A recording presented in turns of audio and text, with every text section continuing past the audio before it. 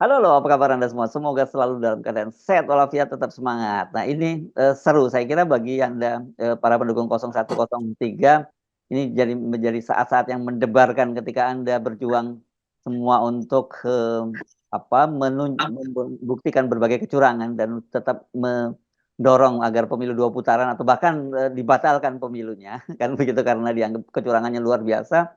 Sejumlah negara itu sudah mengucapkan selamat, termasuk Putin. Presiden Putin langsung mengucapkan selamat, Cina lewat Kementerian Luar Negeri, beberapa negara tetangga seperti, Malaysia, Singapura, dan juga Australia juga sudah mengucapkan selamat ke Pak Prabowo. Nah, tetapi yang tentu banyak disoroti oleh publik dan media internasional itu sikap Amerika yang sampai sekarang mereka belum menyatakan, memberikan ucapan selamat pada Prabowo.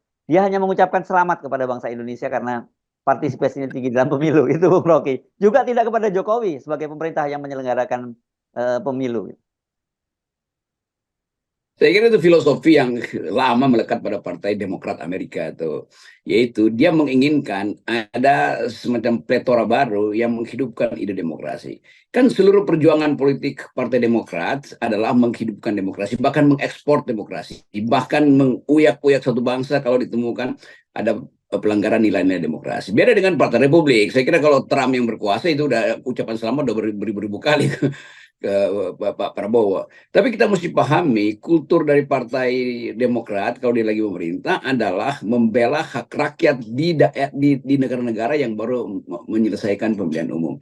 Jadi kalau dia tidak ucapkan itu artinya dia menunggu apakah pemimpin yang terpilih itu legitim, diakui rakyat atau tidak. Kan itu beda platform tuh yang kita sering sebut bahwa platform Partai Demokrat di bidang luar negeri selalu bertumpu pada peaceful coexistence. Jadi itu dasarnya tuh. Kalau Partai Republik dia nggak peduli, yang penting siapa yang bisa the enemy of my enemy is my friend, itu dasarnya. Jadi kita melihat pengkondisian itu. Tetapi kalau kita hubungkan dengan keadaan dunia hari ini, terutama ketegangan Amerika sebagai superpower dan potensial mini superpower yang lagi menanjak Cina itu, tentu Amerika menahan dulu untuk tahu Indonesia ini proksinya kemana, walaupun kelihatannya arah politik Indonesia itu karena kepentingan dagang itu tetap dengan Cina. Tetapi dalam soal diplomasi senjata, dalam diplomasi ketegangan di Asia Pasifik, Indonesia tetap tahu bahwa dia mesti mendekati Amerika. Jadi sebetulnya Indonesia setelah Pak Prabowo menang itu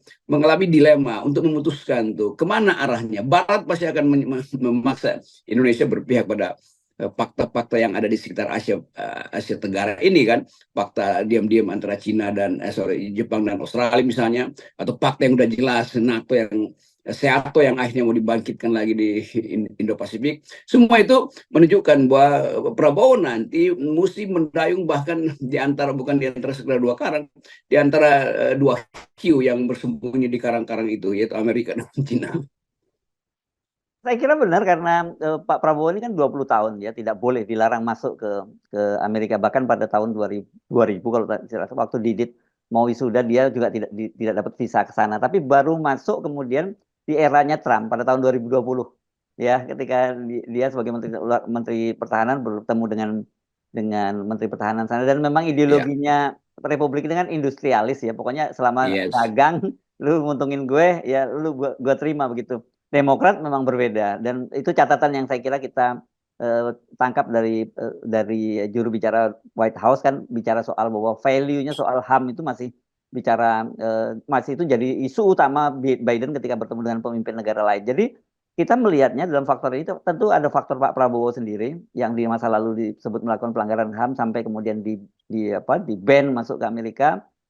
Yang kedua saya kira bagaimana cara memenangkan itu, dan kalau kita ngomongin cara memenangkan itu ada faktor Jokowi ya, Bung Rocky. Satu, faktor Jokowi itu selain cara dia memenangkan, kedua bahwa dia terlalu menarik terlalu jauh Indonesia ke kubu Cina gitu. Ya itu tetap kita melihat kalau kita bikin analisis politik internasional selalu etik itu yang, atau bukan etis lah, etos dari satu negara itu menentukan proponen-proponen di dalam politik luar negerinya tuh. Jadi Amerika tentu menunggu ini etos Anda ini demokratis memang karena Indonesia nggak mungkin dijebakkan ulang pada otoritarianisme, dan diam-diam sebetulnya Amerika mau kasih pesan bahwa kami ingin melihat Indonesia yang demokratis. Kami tahu reputasi Anda, kami tahu apa yang dilakukan di belakang layar oleh Pak Jokowi. Tetapi kami tidak ingin Anda masuk dalam wilayah pengaruh sphere of influence dari negara-negara otoriter seperti Cina misalnya. Kan itu pesan yang jelas kan. Nah bagi kita, bagi Indonesia yang kemarin sibuk mengaduk-aduk seluruh soal pemilu, akhirnya mesti masuk juga di dalam cara berpikir yang lebih global dan lebih isu oriented gitu. Nah bayangkan misalnya kalau Amerika pada akhirnya memberi selamat pada Pak Prabowo secara personal, Joe Biden pasti akan angkat telepon setelah menghitung posisi negara-negara di sekitar Indonesia yang justru punya kemampuan untuk menjebakkan Indonesia dalam kondisi otoritarian. Jadi itu saya kira yang lagi dihitung oleh Amerika Serikat, termasuk kawasan pengaruhnya di Eropa itu. Kan ini satu paket kan. Paket Eropa untuk menekan Indonesia sama dengan paket Demokrat atau Amerika dan pemerintahan Demokrat, karena idenya sama, yaitu human rights first, environmental first, segala macam itu soal-soal yang kita sebut the normativity of diplomasi internasional itu. Tetapi juga kita tetap melihat kondisi di dalam negeri itu, yaitu udah mulai ada stabilitas, tetapi kepentingan-kepentingan yang menginginkan supaya ada penelitian lebih lanjut soal HAM, bukan sekedar pada Pak Jokowi, tapi juga pada rejim Jokowi secara keseluruhan kan. Maksud saya indeks demokrasi kita kan akan dihitung berdasarkan apakah Jokowi melanggar HAM melalui penggunaan aparatnya, apakah TNI netral kemarin, apakah Polri netral. Itu kan yang akan mempengaruhi indeks demokrasi di satu semester ini yang akan dikeluarkan oleh badan-badan internasional. Nah, indeks itu yang akan menentukan persepsi baru Amerika terhadap Indonesia, atau demikian juga persepsi Eropa tuh. Jadi lepas dari kepentingan perdagangan, tentu Indonesia dianggap sebagai sumber pasar senjata karena Indonesia harus memperbaiki sistem pertahanannya, tapi sekaligus kekhawatiran kalau Indonesia tidak secara tegas mengatakan secara ideologis kami adalah demokratis, dan pembuktian itu yang sekarang lagi ditunggu orang tuh, karena masih banyak protes terhadap ketiadaan demokrasi Indonesia akibat pemilu yang kemarin. Ya, ya. Kendati kalau kita melihat posisi Amerika itu, kita juga harus memperhatikan negara-negara proksinya yang ada di sekitar kita ya, Australia dan Singapura gitu ya, Bung Rocky, yang sudah memberikan ucapan selamat. Tapi kita belum melihat negara-negara Eropa ya, Uni Eropa itu kalau kita lihat ada laporan Ceko misalnya. Saya kira itu bukan the sphere of influence-nya Amerika lah ya gitu. Tapi kita mesti lihat standarnya yang di negara-negara seperti Inggris, katakanlah kemudian Kanada dan sebagainya yang kita kenal sebagai Five Eyes gitu ya. Ini menarik sih ya. Iya, itu tetangga pasti ucapin selamat duluan karena bau pesta udah tercium kan. Tetapi tadi bagi kalau kita naikkan analisisnya semacam payung nilainya, itu Amerika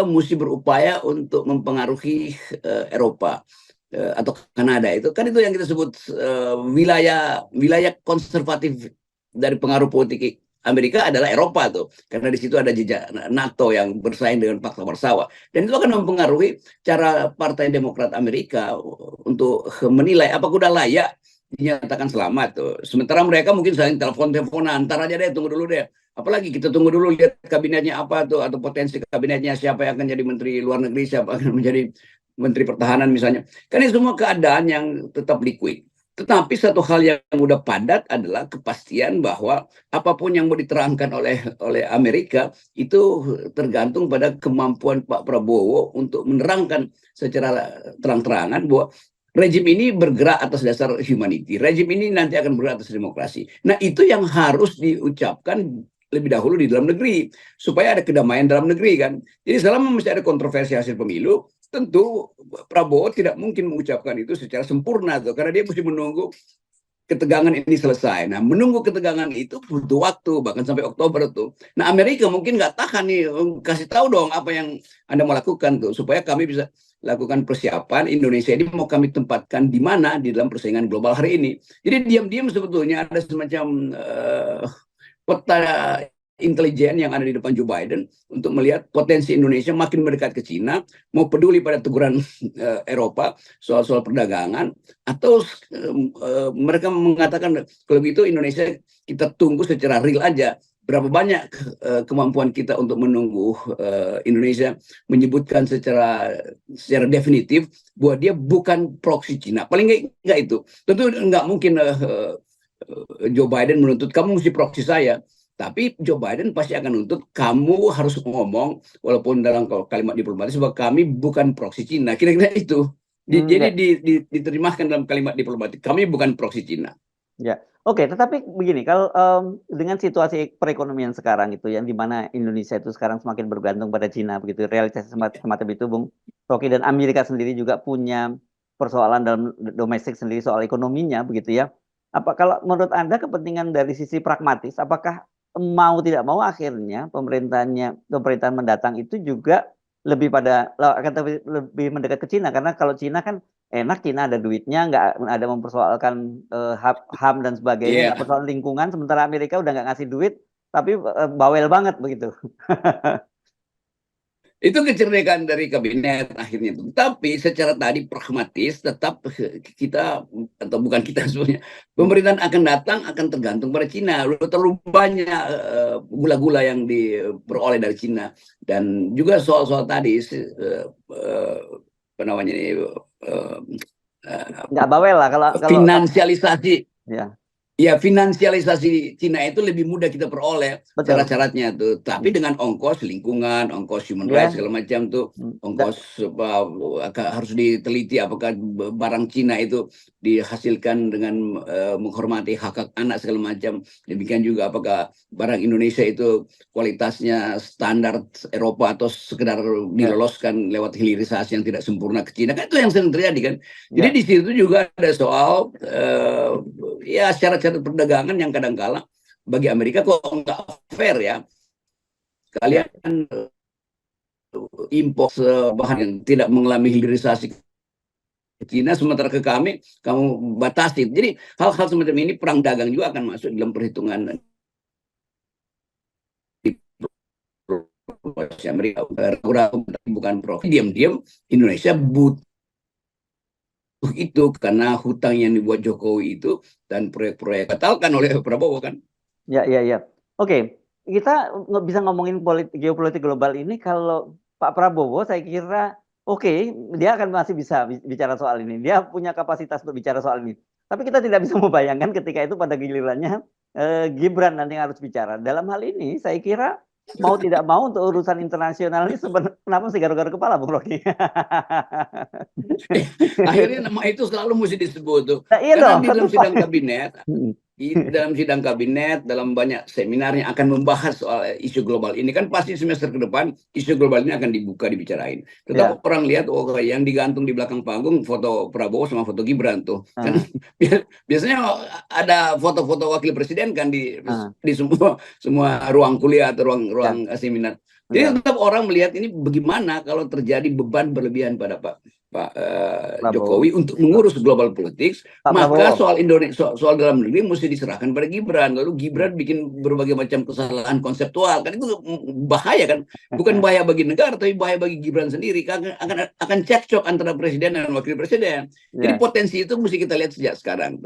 Tetap ada jarak intelektual antara Pak Prabowo dengan Gibran. Apalagi dalam soal kemampuan mengucapkan kalimat diplomatis. Tentu kita nggak ragukan kemampuan Prabowo untuk mengedarkan pikirannya dengan tata bahasa yang baik, yang bagus di dunia internasional. Sama seperti dia keluarkan isu yang kontroversial waktu urusan Ukraine itu, untuk bikin referendum segala macam. Kan itu datang dari keinginan, dari kemampuan taktik intelijen kan di pikiran. Nah, Gibran tentu nggak mampu ambil alih itu tuh.